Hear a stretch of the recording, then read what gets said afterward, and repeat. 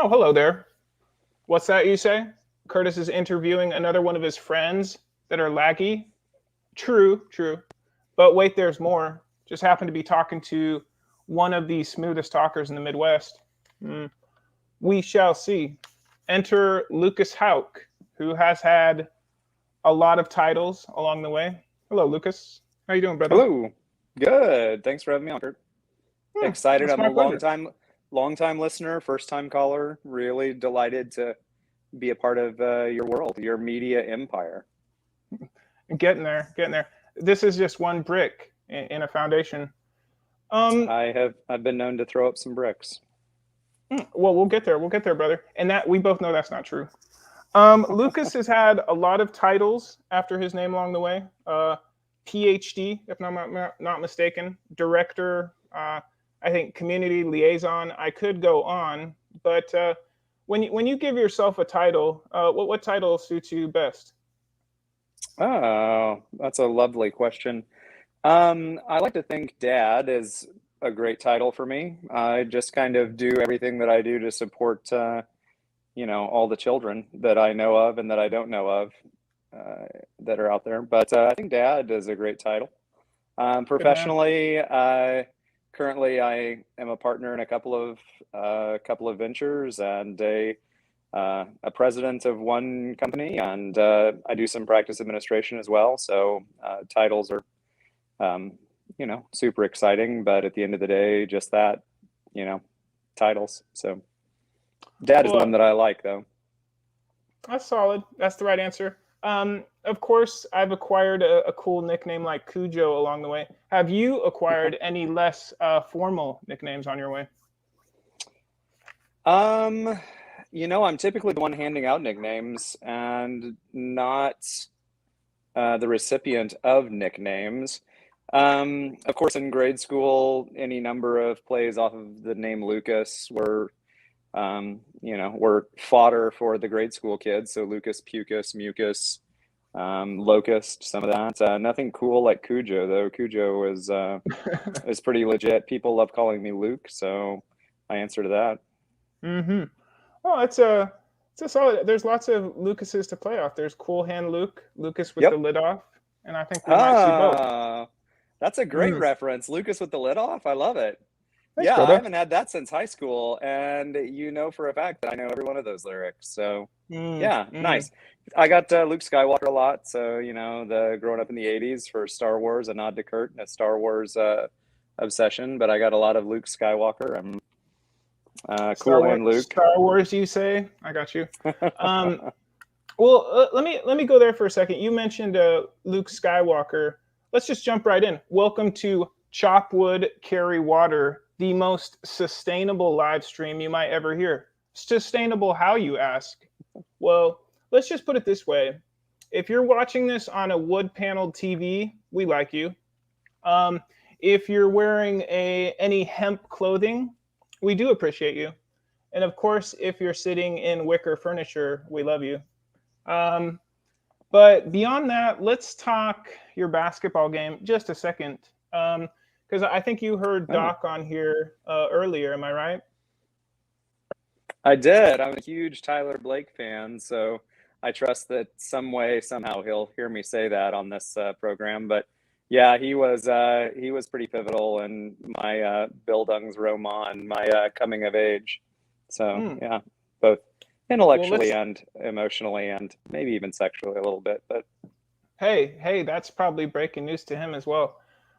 He mentioned his up and under move as his go-to basketball move.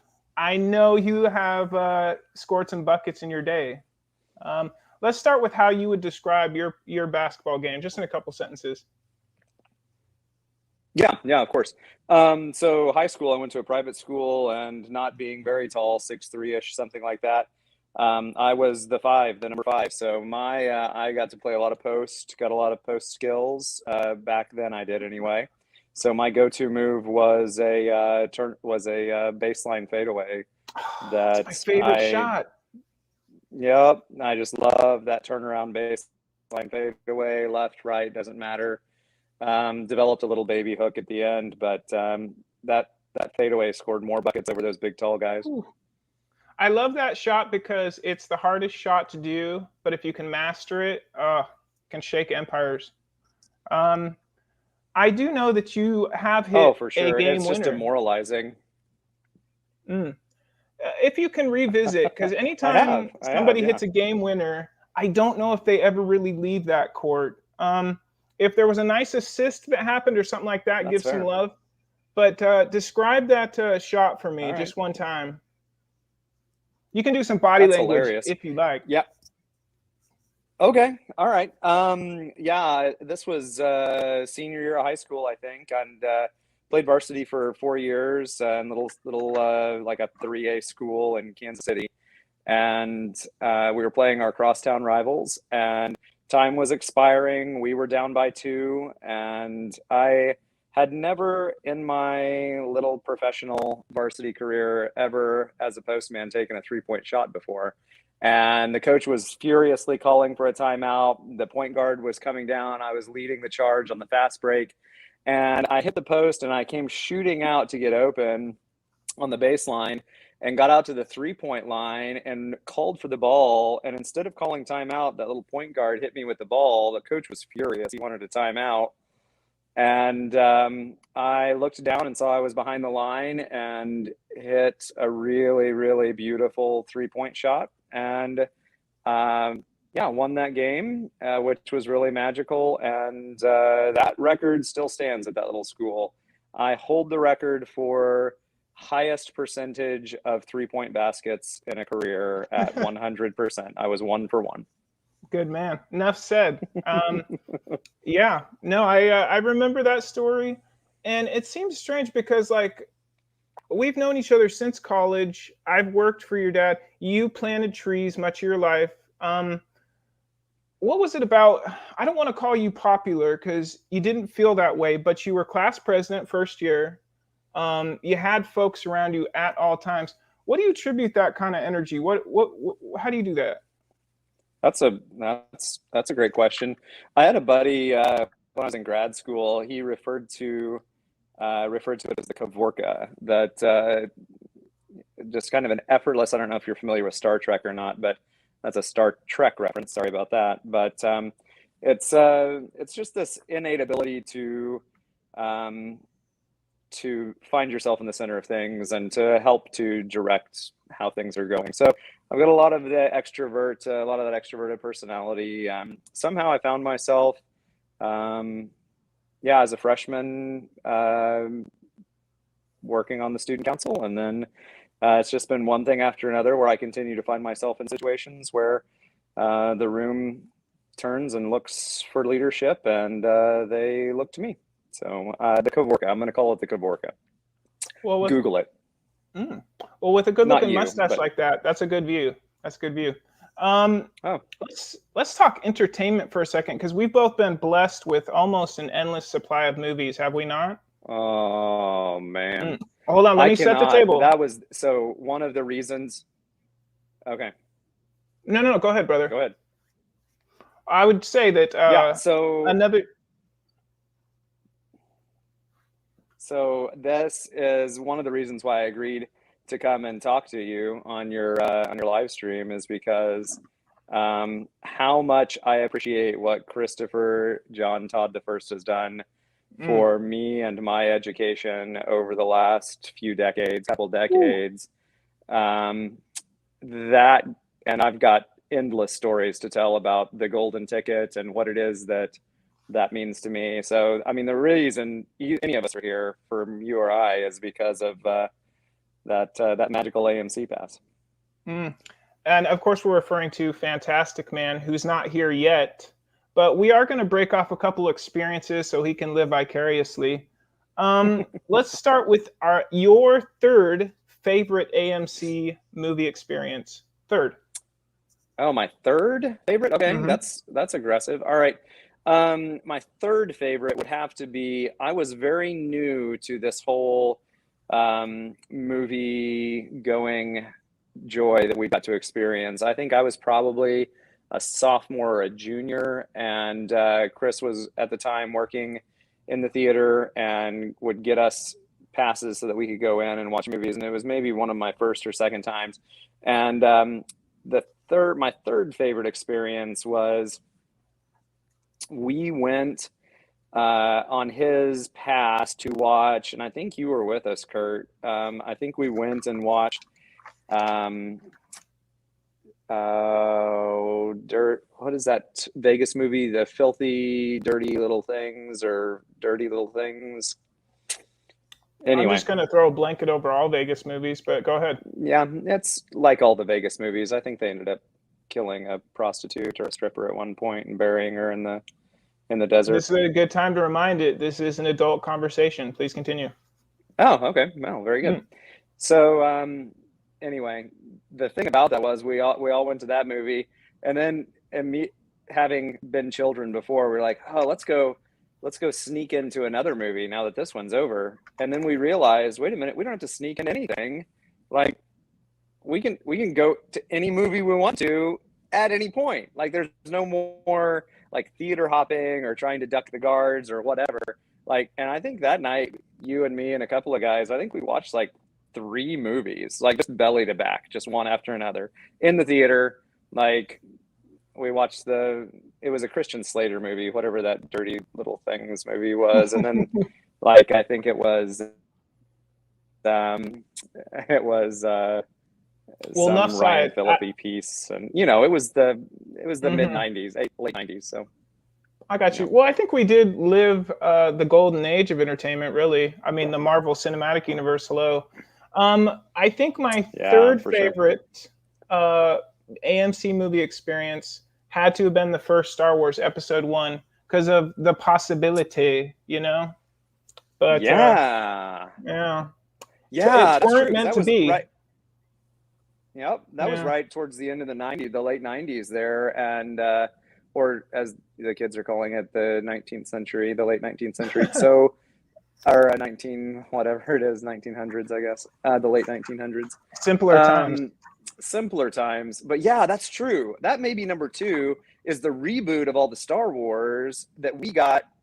And the nice thing about that magic ticket was Chris would have us go and preview movies before it was with the hoi polloi, before it was to the masses. We would get to go with the AMC folks and watch these screenings prior to it being released, like the night before it got released. And I got to sit on my high horse, and say, oh, I've seen that already. I know what you're talking about. I do remember getting arrested by Boba Fett at a premiere, so I have to rate that pretty highly. My second, since you did 2, I'll do 2, and in a plot twist, we'll leave the top AMC experience for when Fantastic Men is with us. Does that sound right? I love it. Yeah. I think I didn't know that was his name. It's a RPG thing, man. RPG. I think my second favorite has to be Kick-Ass because it blindsided me, like it did many. Matthew Vaughn, who had directed Layer Cake and would go on to direct X-Men First Class. But that movie was in your face. Do you remember that? It was. I do, absolutely. Yeah, that was brilliant. I'm a huge Matthew Vaughn fan. Layer Cake was brilliant too. Dark. I didn't see that until later in life. Actually, it was just like within the last 5 or 6 years I sat down to Layer Cake. Brilliant. Yeah. So loved every bit of that. Yep. Just because my notes look like some sort of coded messaging, I'm going to cut to the heart a little bit, and that is that you have 3 degrees in philosophy. Is that accurate? I have a master's in theological studies and a master of philosophy, and then the PhD. So two philosophy, 1 theology. Now, for somebody who grew up working with their hands and somebody whose dad was connected in that way, what made you stick your head in the clouds for education? Oh, yeah, that's an astute question. Well, I was tired of my hands being calloused when I went to make out with my girlfriend. No, I loved, I don't know, I loved study. I loved the pursuit of knowledge. That sounds cheeseball-y, but I'm going to stand by it. I really liked that ivory tower, and I liked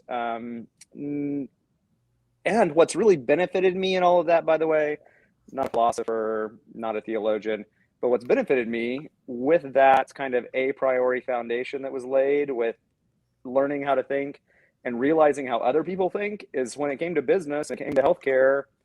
Like, I really enjoy the multi-level 3D chess game of the psychology behind the way people think, and that has benefited me greatly in business and in healthcare and in my professional career. So I initially I was offered a position to teach philosophy pending a PhD. I thought maybe I'd go back and teach at the college level, but that was not to be. So I realized maybe too late that that was not a great world for me, and that I needed to be more extroverted than hiding in an ivory tower. Well, we got your name on screen right now, so you're good. Practical philosophy. One time I'm reading an email from you, and the signature says, "Chop wood, carry water." You know me, I'm always spinning conspiracies, etc. What can I take from those words? Oh yeah, that's great. So I actually, that was when I used to sign my emails with that little note. It comes from actually Eastern philosophy. It comes from Buddha, and the actual quote is, "Prior to enlightenment, chop wood, carry water. Then after enlightenment, chop wood and carry water." Meaning that prior to understanding, work hard. And then once you understand and once you've achieved what it is that you're looking to achieve, you realize that you need to continue to work hard. It doesn't end. There's not an end to it. It's different. It becomes different. But the fact of the matter is that you will continue to do the fundamental discipline steps to get to enlightenment. And then what enlightenment brings with it is the realization that discipline and those fundamental steps that you were utilizing in order to reach enlightenment, those are the very things that you need to continue to be an enlightened individual, and or to to continue to seek knowledge or to continue to advance in your career or whatever it is. And so this different staff would make fun of Lucas and his emails that's always ended with chop wood, carry water. But I really liked the kind of the undercurrent of just, even though things are challenging and even though there's a lot going on, there's still work to do, and I'll be the one leading by doing the work that needs to be done. You'll be twirling your mustache. Thank you for that, brother. Yeah. Thank you for blessing us with that knowledge. Yeah. Let's see, where was I going to go from there? I think it might be closing time, but if it is, you and I made a lot of friends at Mid-America. Not all of them are still here. Yeah, that's true. On Este Dia de los Muertos, the Day of the Dead, Yep. raise somebody up. Who's somebody that's been on your mind off and on over the years? Yeah, I was the first couple of years I was a pre-med major there at Mid-America, and I was friends with a group of guys that were all in those bio classes. And one of the guys that left us too early, I realized as I was in grad school, this is before the prolific social media world that we live in now, but I got the word that Paul Freeberg had passed away, had taken his own life, and that was really shocking to me. He was a brilliant mind, and I think he was doing some sort of, or did, like a MD, PhD in like bionuclear physics or something, like just a brilliant guy and just the kindest, gentlest soul that I knew in college. And it was really I think he had a lot to give the world, and I think we're poor for his early exit. Yeah, respect out to his loved ones. I do remember that. That was pretty jarring. Yeah. You know what? A person who's on my mind off and on is Sean Lutz. You remember that cat? I do. Yeah, Sean. When I was in at the seminary, he called me up and asked me to come lead some. I was not a preacher, nor have I ever pretended to be one. But he asked me to come and lead some youth retreat for a week. And so I came from seminary and did a really terrible job of that for him. But that was the last I saw Sean. And he was another just sweet, kind fella, had seizures, I know, and had a lot of issues. And that came as a big shock to me, too, that Sean had passed. Well, let me pile on. Sean Lutz was a member of our near championship selfish players football team. And ironically, he was very unselfish and pretty wise beyond his years, because I think he did feel vulnerability. But big ups to you, Lutz. Appreciate you, brother. For sure, no doubt. Did he play with the NWO too? Did he play basketball? Oh, good man. Good man. Yeah, you're right. I think he did. We're not going to end on a low note, guys. I know that you've been a fan of the sports ball along the way. Give me a memorable Kansas sports moment for you. Give me a high and a low, or they might be the same play. Who knows? Are we talking about professional Chiefs football? Where does your mind go? I have one play that jumps to my mind, but what do you got? Initially, because it's football season, and I've got that on my mind right now, I immediately thought of the debacle that was the Super Bowl last year. But that's just because it's fresh on my mind. Living in Lawrence, Kansas, there's no shortage of great basketball. I do attend the KU basketball games at Allen Fieldhouse, and it's quite an experience if you've not been. Come on over, I'll take you. Be happy to take you to a KU basketball game. It's a whale of an experience. I was in town when the Jayhawks won in 2008, and Mass Street downtown was bananas. I went down there. We all poured out into the streets, and that was a huge, memorable moment. And then the big parade a few days afterwards. But that night when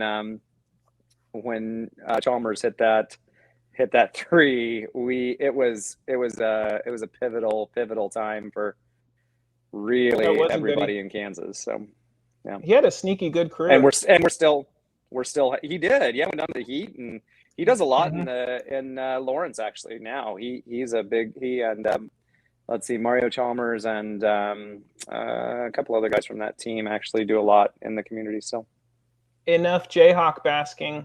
The play that came to my mind, do you remember a cat named Dwayne Rudd? He played for the Cleveland Browns. Opening game of 2002. Yes. He thinks he sacks, last play of the game, no time left on the clock. He believes he sacks the Kansas City quarterback, who laterals it to a lineman who runs 40 yards down the field. In celebrating his fake sack, he removes his helmet and causes another 15-yard penalty. Field goal, game over. That's right.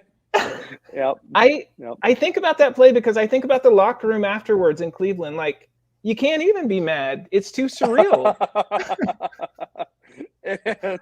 That's pretty great. Yeah, I've forgotten all about that. But there is a happy ending. You can't be mad. Yeah.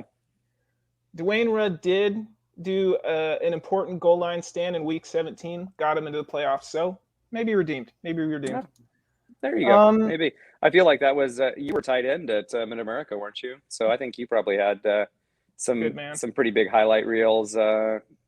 Actually, I think maybe a whole section of the streaming Curtis show should be on your tight end highlight reels. That's funny. And we'll make sure payroll hits that direct deposit. Lucas Houk, it's been a pleasure, man. It's been decades of friendship, of intelligence, and I salute you, man. We'll talk again soon, am I right? Absolutely. I would like that a lot. Thanks. It's an honor to see you and to be on your show. Good man. Take care of the family, and I'll talk to you soon. Yeah? Will do. Thanks, bud. Cheers, brother. Bye.